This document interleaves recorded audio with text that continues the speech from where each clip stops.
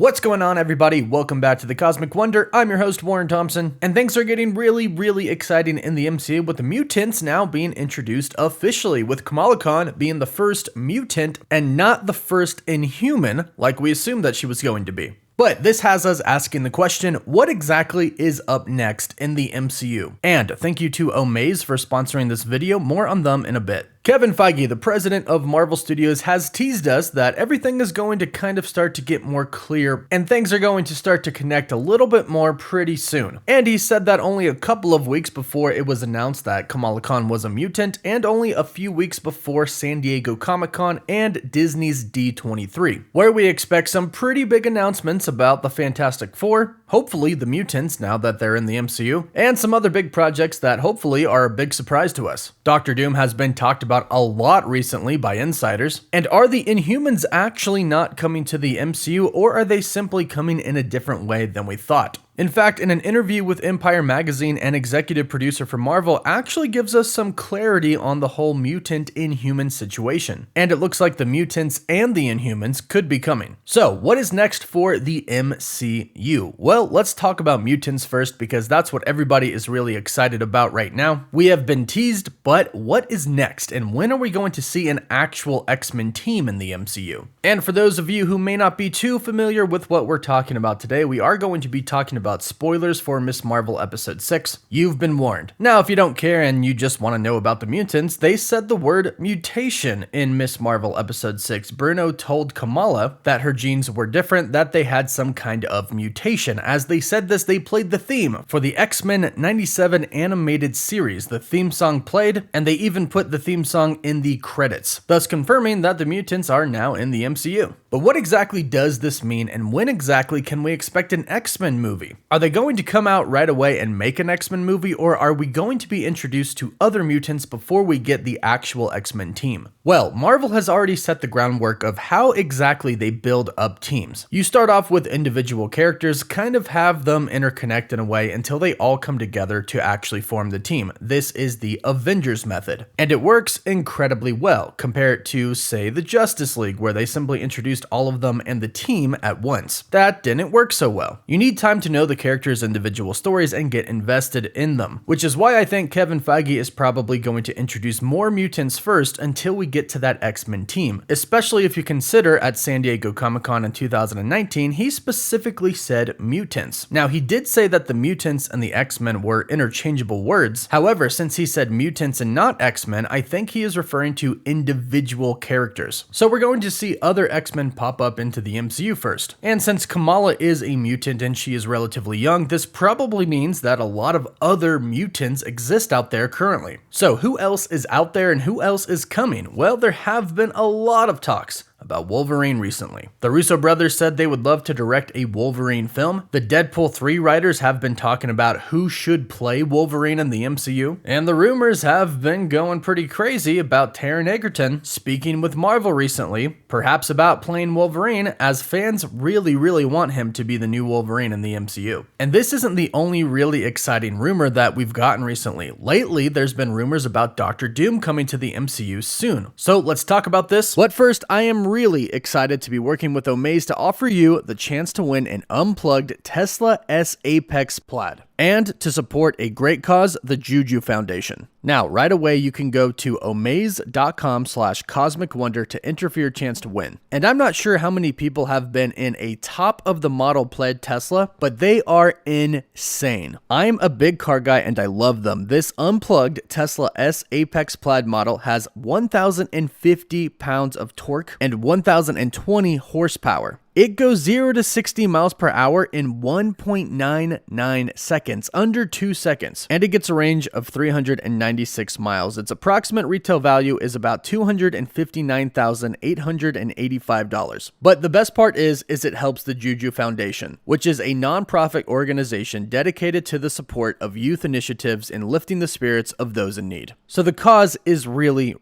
great. So for your chance to win an unplugged Tesla S Apex Plaid, go to omaze.com/Cosmic Wonder and enter now. Donations support the amazing work of the Juju Foundation.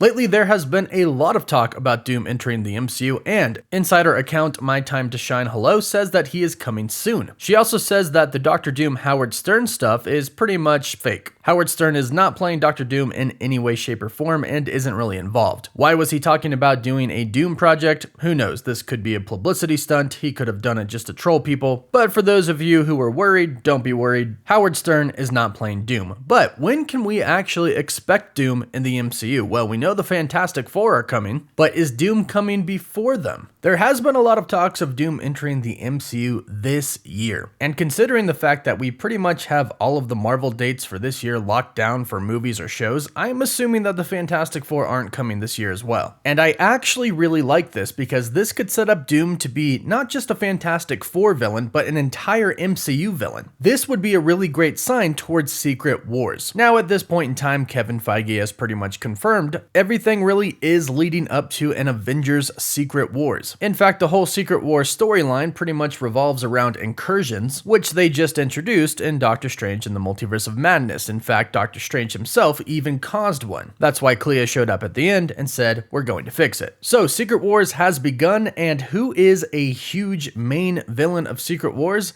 God Emperor Doom. So Doom is not just going to be a Fantastic Four villain, he's going to be a huge big bad of the MCU. Now, of course, Kang is coming as well, and they're either going to be working together or fighting against one another as well, and I would personally love to see that. Two villains going up against the Avengers, the Fantastic Four, the X-Men, but also going up against themselves, probably causing one of the villains to have to team up with the heroes at least for a little bit. So I am actually expecting Dr. Doom to make his way into the MCU before the Fantastic Four do. And as far as the Fantastic Four are concerned, we know that Kevin Feige is putting a lot into this movie. In fact, recent reports state that Marvel Studios talked to Steven Spielberg about directing the movie. Now, we already learned from previous reports that Marvel Studios does want a big name director for the Fantastic Four, and Steven Spielberg is pretty much as big as it gets. Now, there is no confirmation that he has agreed to direct the Fantastic Four, but just the fact that Marvel could be talking to a director that big lets us know that the Fantastic Four really is going to be a big movie. And I'm actually not sure that Dr. Doom is going to be their first villain, which I'm fine with as long as Dr. Doom makes his way into the MCU in some way, shape, or form. Now, as far as the Mutants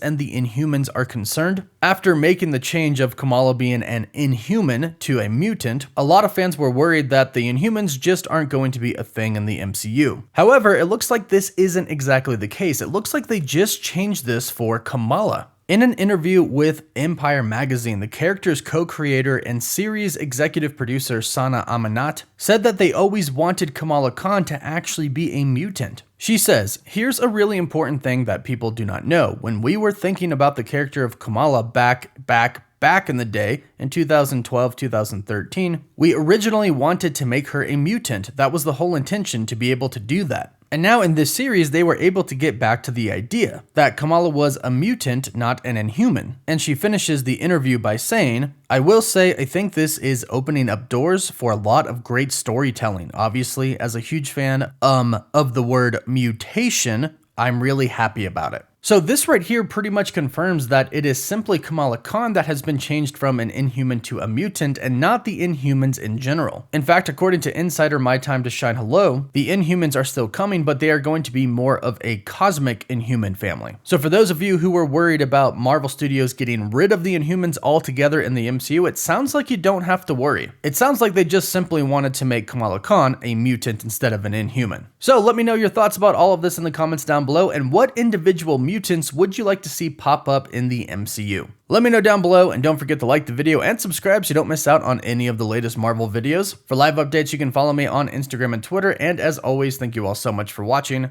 Woof woof.